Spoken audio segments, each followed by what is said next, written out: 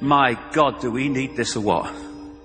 The whole theme of today is to free our minds. It actually is more than that, as I'll come to.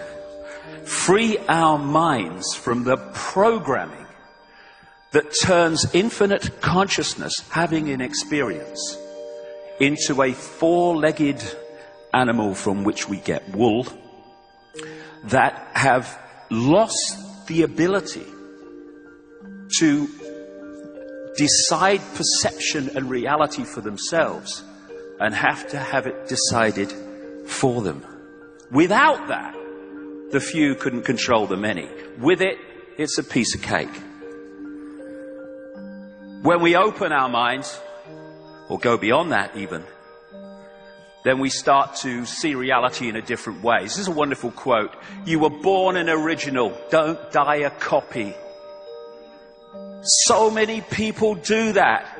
They go through their lives thinking the norm in society is the only possible perception of reality. And because the majority appear to believe it, therefore by definition it must be true. Truth does not change because it is or is not believed by the majority of the people. As Gandhi said, even if you are in a minority of one, the truth is still the truth. Or as this proverb says, the multitude is always wrong. And invariably, when you look through what we call history, it turns out that way. It is the people who have challenged that have moved us forward in terms of our understanding of who we are and the nature of the world we live in. We live in a world of conflict and war and famine, where people, a few people, control and hijack the wealth at the expense of the vast majority. We live in a world which, take a step back, deep breath, look at it again, is utterly bloody insane. And we're asked to believe, and so many people do, that we are somehow at the cutting edge of human evolution. We're nowhere near the edge of what is possible and what is there to be known. But the norms are very powerful, especially when, from cradle to grave, we are constantly manipulated and confused with contradictory information, and when we're pressured to believe it, otherwise we'll get ridiculed or condemned for being different. And we are in a situation, a world brilliantly described by this man, Michael Elner. Just look at us. Everything is backwards. Everything is upside down. Doctors destroy health. Lawyers destroy justice. Universities destroy knowledge. Governments destroy freedom. The major media destroys information. And religions destroy spirituality. That's where we are.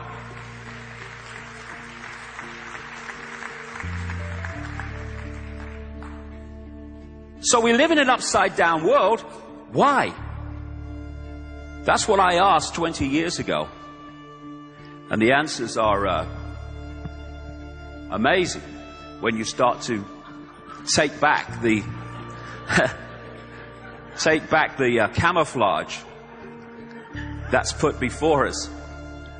All the way through our lives, we are being given instructions, we're being given directions, and basically the world has been turned into a maze of confusion. And it's done to keep us from the simple truths, because complexity is there to stop us finding those simple truths.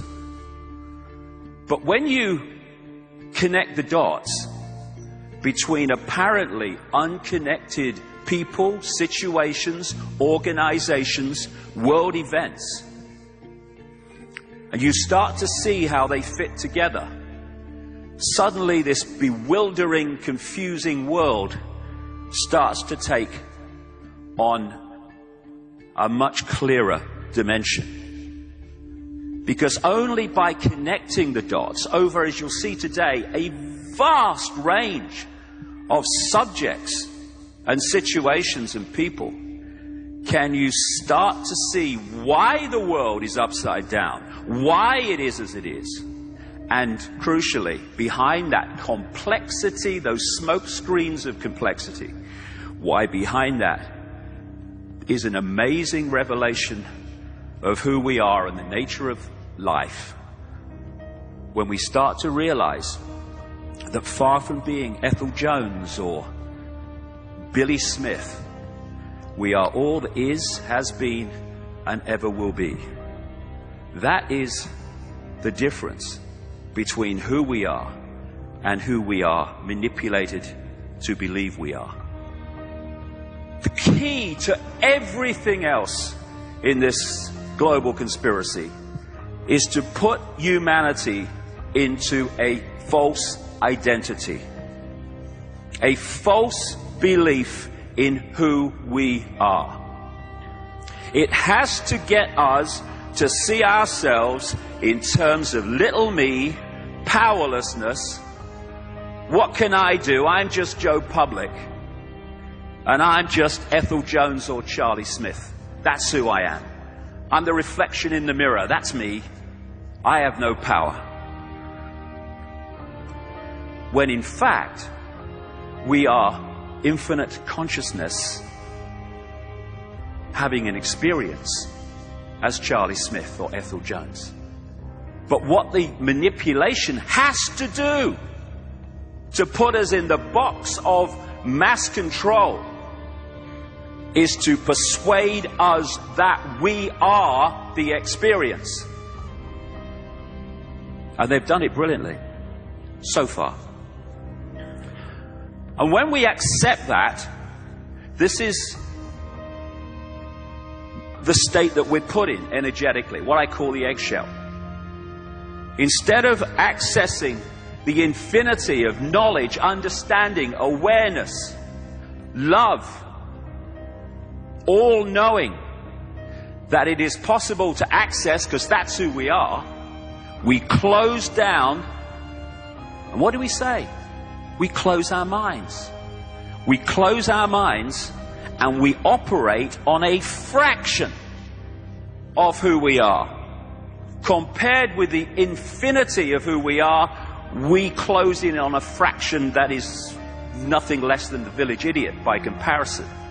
And only by putting us in this state of a consciousness, if you can call it that, state of mind, more accurate, can the few control the many on the scale that they have and do. You know, I have this thing, I just mentioned it a few minutes ago, when you go, we get so close to things, and therefore they become so normal that we never question them. Take a deep breath, take a step back, look at it again.